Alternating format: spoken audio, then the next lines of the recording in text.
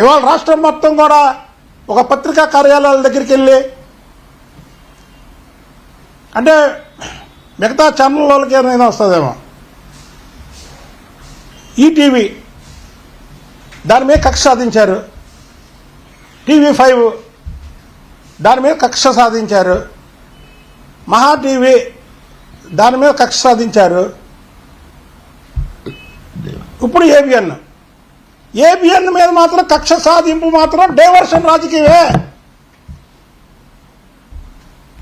మావి గన్ దాన్ని డైవర్షన్ చేయడానికి నువ్వు చేస్తున్నటువంటి పన్నాగం ఇది. కానీ మావి గన్ అనేది మర్చిపోరు. ఏంటి జగన్మోహన్ రెడ్డి పాదయాత్ర మొదలు పెడతావా? పాదయాత్ర మొదలుపెట్టి చంద్రబాబుకి సినిమా చూపిస్తావు. ఏం సినిమా చూపిస్తావు? ఏ సినిమా చూపిస్తావు చెప్పు.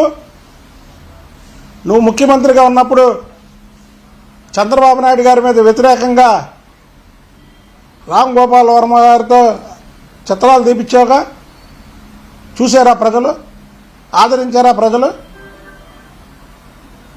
నీ మీద ఒక సినిమా చేస్తే ప్రజలు ఆదరిస్తారు. నువ్వు చంద్రబాబు నాయుడు గారికి సినిమా చూపిస్తావు. చంద్రబాబు నాయుడు అనే వ్యక్తి ఒక ఆంధ్రప్రదేశ్కి నాయకుడని నువ్వు అనుకుంటున్నావేమో. భారతదేశంలో లెజెండ్ అతను. భారతదేశ రాజకీయాల్లో చంద్రబాబు నాయుడు గారు అనే వ్యక్తి ఒక లెజెండ్. ఆయన నువ్వు సినిమా చూపించడం ఏంటి? నీకు లోకేష్ బాబు పాదయాత్ర చేసి సినిమా చూపించాడుగా. లోకేష్ బాబు గారిని పాదయాత్ర చేస్తే ఏదో హేళనంగా సరదాగా అనుకున్నావు నువ్వు. భారతదేశంలో ఏ నాయకుడు పాదయాత్ర చేసినా అంత జనాలు రాలేదే. అంత జనం వచ్చి నీరాజనం పలికి చేశారే. నీవు చంద్రబాబు నాయుడు గారికి సినిమా చూపిస్తా ఉంటావేంటి? లోకేష్ బాబుకు కూడా ట్రైలర్ చూపించలేవు నువ్వు. లోకేష్ బాబు గారికి కూడా ట్రైలర్ చూపించలేవు. చంద్రబాబు గారి దాకా వెళ్తున్నావు నువ్వు.